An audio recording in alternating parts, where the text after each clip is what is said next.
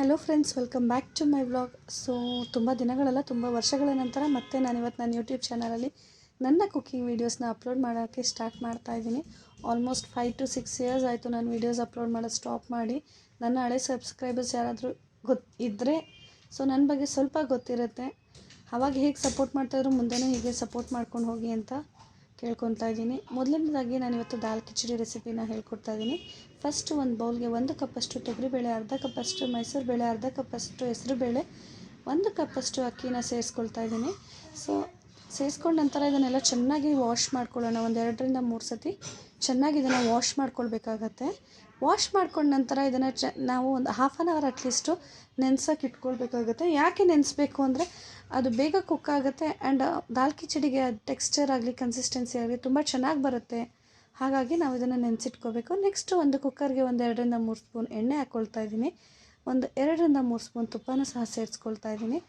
So 2 ಸೇರಿಸ್ಕೊಂಡ ನಂತರ ಬಿಸಿ ಆದಮೇಲೆ ಒಂದು ಅರ್ಧ ಟೇಬಲ್ ಸ್ಪೂನಷ್ಟು ನಾನು ಇದಕ್ಕೆ ಸಾಸಿವೆ ಆ್ಯಡ್ ಮಾಡ್ಕೊಳ್ತಾ ಇದ್ದೀನಿ. ಸಾಸಿವೆ ಸಿಡಿದ ನಂತರ ನಾನು ಇದಕ್ಕೆ 1 ಟೇಬಲ್ ಸ್ಪೂನಷ್ಟು ಜೀರಿಗೆ ಹಾಕ್ಕೊಳ್ತಾ ಇದ್ದೀನಿ. ಒಂದು ಅರ್ಧ ಟೇಬಲ್ ಸ್ಪೂನಷ್ಟು ಹಿಂಗೆ ಹಾಕ್ಕೊಳ್ತಾ ಇದ್ದೀನಿ. ನೆಕ್ಸ್ಟು ಇದಕ್ಕೆ ನಾನು 1 ಟೇಬಲ್ ಸ್ಪೂನಷ್ಟು ಶುಂಠಿ ಮತ್ತು ಬೆಳ್ಳುಳ್ಳಿ ಎರಡನ್ನೂ ಸಣ್ಣಕ್ಕೆ ಚಾಪ್ ಮಾಡಿ ಹಾಕ್ಕೊಳ್ತಾ ಇದ್ದೀನಿ. ನಿಮಗೇನಾದರೂ ಬಾಯಿಗೆ ಸಿಗೋದು ಇಷ್ಟ ಇಲ್ಲ ಅಂದರೆ ನೀವು ಇದನ್ನು ಪೇಸ್ಟ್ ಮುಖಾಂತರ ಕೂಡ ಶುಂಠಿ ಬೆಳ್ಳುಳ್ಳಿ ಪೇಸ್ಟ್ 1 ಟೇಬಲ್ ಸ್ಪೂನ್ನ ಹಾಕ್ಕೊಳ್ಬೋದು. ನೆಕ್ಸ್ಟ್ ಇದಕ್ಕೆ ನಾನೊಂದು 5 ಹಸಿಮೆಣ್ಸಿನ್ಕಾಯಿ, ಸ್ವಲ್ಪ ಕರಿಬೇವು ಹಾಕ್ಕೊಳ್ತಾ ಇದ್ದೀನಿ. ಹಸಿಮೆಣ್ಸಿನ್ಕಾಯಿ ಅಷ್ಟೇ ನಿಮ್ಮ ಖಾರಕ್ಕೆ ಹೇಗೆ ಬೇಕೋ ನೀವು ಅದನ್ನು ಸೇರಿಸ್ಕೊಳ್ಬೋದು. ಜಾಸ್ತಿ ಬೇಕಂದರೆ ಜಾಸ್ತಿ, ಕಮ್ಮಿ ಬೇಕಾದರೂ ಕಮ್ಮಿ ಸೇರಿಸ್ಕೊಬೋದು. ನೆಕ್ಸ್ಟ್ ನಾನು ಸ್ವಲ್ಪ ಗೋಡಂಬಿ ಹಾಕ್ಕೊಂಡಿದ್ದೀನಿ. ಅದಾದ ನಂತರ ನಾನು 1 ಕಪ್ಪಷ್ಟು ಆನಿಯನ್ ಹಾಕಿದ್ದೀನಿ. ಈರುಳ್ಳಿ ಹಾಕಿದಂತಹ ವಿಡಿಯೋ ಮಿಸ್ ಆಗಿದೆ, ಸೊ ಹಾಗಾಗಿ ತೋರ್ಸೋಕ್ಕಾಗಿಲ್ಲ. ಈಗ ನಾನು ಟೊಮೆಟೊ ಯಾವ ಕಪ್ಪಲ್ಲಿ ಹಾಕಿದ್ನೋ 1 ಕಪ್ಪು, ಸೊ 1 ಕಪ್ ಈರುಳ್ಳಿನೂ ಅದೇ ಕಪ್ಪಲ್ಲಿ ಸೇರಿಸ್ಕೊಂಡಿದ್ದೀನಿ. 1 ಕಪ್ ಈರುಳ್ಳಿ, 1 ಕಪ್ ಟೊಮೆಟೊನ ಸೇರಿಸ್ಕೊಂಡು ಚೆನ್ನಾಗಿ ಫ್ರೈ ಮಾಡ್ಕೋಬೇಕು. ಸೊ ಒಂದು ಅರ್ಧ ಟೇಬಲ್ ಸ್ಪೂನಷ್ಟು ಉಪ್ಪನ್ನು ನಾನು ಇವಾಗ ಹಾಕ್ಕೊತಾ ಇದ್ದೀನಿ ಟೊಮೆಟೊ ಬೇಯೋಕ್ಕೋಸ್ಕರ. ಈರುಳ್ಳಿ ಟೊಮೆಟೊ ಒಂದು 5ರಿಂದ 10 ನಿಮಿಷಗಳ ಕಾಲ ಚೆನ್ನಾಗಿ ಸಾಫ್ಟಾಗಿ ಕುಕ್ ಆಗಬೇಕು. ಸೊ ಅದು ಇವಾಗ ನೋಡಿ ಸೈಡಲ್ಲಿ ಎಣ್ಣೆ ಎಲ್ಲ ಬಿಟ್ಕೊತಾ ಇದೆ, ಚೆನ್ನಾಗಿ ಕುಕ್ ಆಗಿದೆ. ಈ ಹಂತದಲ್ಲಿ ನಾವೇನು ಮಾಡಬೇಕಂದ್ರೆ ಒಂದು ಅರ್ಧ ಟೇಬಲ್ ಸ್ಪೂನಷ್ಟು ಅರಿಶಿನ ಪುಡಿ, 1 ಟೇಬಲ್ ಸ್ಪೂನಷ್ಟು ಅಚ್ಚ ಖಾರದ ಪುಡಿನೂ ಅಷ್ಟೇ ನಿಮ್ಮ ಖಾರಕ್ಕೆ ಅನುಗುಣವಾಗಿ ನಿಮಗೆ ಎಷ್ಟು ಬೇಕೋ ಅಷ್ಟು ಸೇರಿಸ್ಕೊಳ್ಬಹುದು.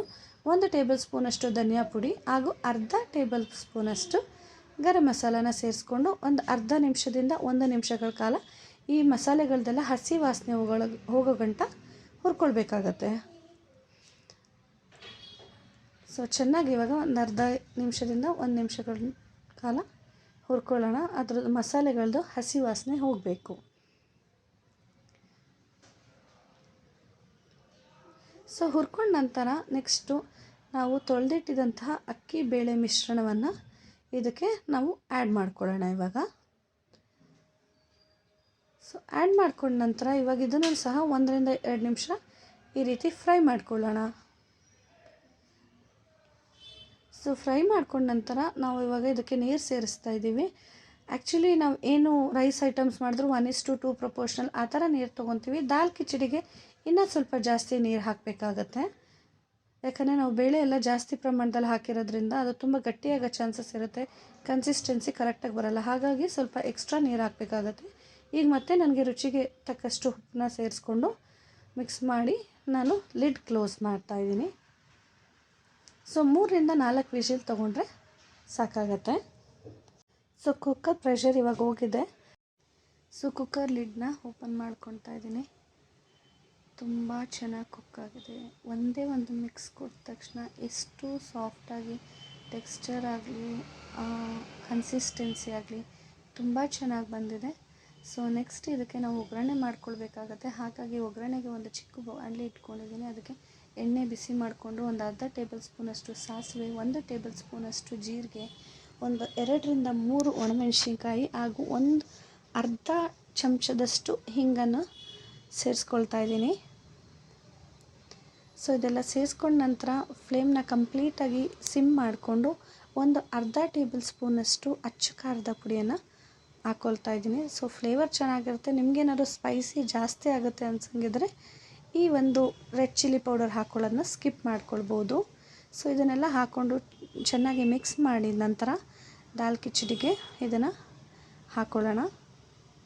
ಸೊ ನಾನು ಈ ಹಂತದಲ್ಲಿ ಗ್ಯಾಸ್ ಫ್ಲೇಮ್ನ ಮತ್ತೆ ಹಚ್ಕೊಂಡು ಸಿಮ್ಮಲ್ಲಿ ಇಟ್ಕೊಂಡಿದ್ದೀನಿ, ಯಾಕಂದರೆ ಇದೆಲ್ಲ ಹಾಕಿದಾಗ ಒಂದು ಬಾಯ್ಲ್ ಬಂದರೆ ಚೆನ್ನಾಗಿರುತ್ತೆ. ಸೊ ನೆಕ್ಸ್ಟ್ ಇದಕ್ಕೆ ಫ್ರೆಶ್ ಕೊತ್ತಂಬರಿ ಸೊಪ್ಪನ್ನ ಹಾಕ್ಕೊಳ್ತಾ ಇದ್ದೀನಿ. ನಂತರ ಮತ್ತೆ ನಾನು ಇದಕ್ಕೆ ಒಂದು 3-4 ಟೇಬಲ್ ಸ್ಪೂನಷ್ಟು ತುಪ್ಪ ಸಹ ಆ್ಯಡ್ ಮಾಡ್ಕೊಳ್ತಾ ಇದ್ದೀನಿ. ಕುಕ್ ಆದಮೇಲೆ ನಾವು ತುಪ್ಪ ಹಾಕೋದ್ರಿಂದ ಇನ್ನು ಫ್ಲೇವರ್ ತುಂಬ ಚೆನ್ನಾಗಿರುತ್ತೆ. ಗೀ ಫ್ಲೇವರ್ ದಾಲ್ ಕಿಚಡಿಗೆ ತುಪ್ಪ ಎಷ್ಟು ಹಾಕ್ತೀವೋ ಅಷ್ಟು ಅದ್ರ ಫ್ಲೇವರ್ ಚೆನ್ನಾಗಿರುತ್ತೆ. ಸೊ ನೆಕ್ಸ್ಟ್ ಇದನ್ನೆಲ್ಲ ಹಾಕಿ ಒಂದು ಮಿಕ್ಸ್ ಕೊಟ್ಟ ನಂತರ ನೋಡಿ ಎಮ್ಮಿ ದಾಲ್ ಕಿಚಡಿ ರೆಡಿಯಾಗಿದೆ. Thank you for watching. Keep supporting.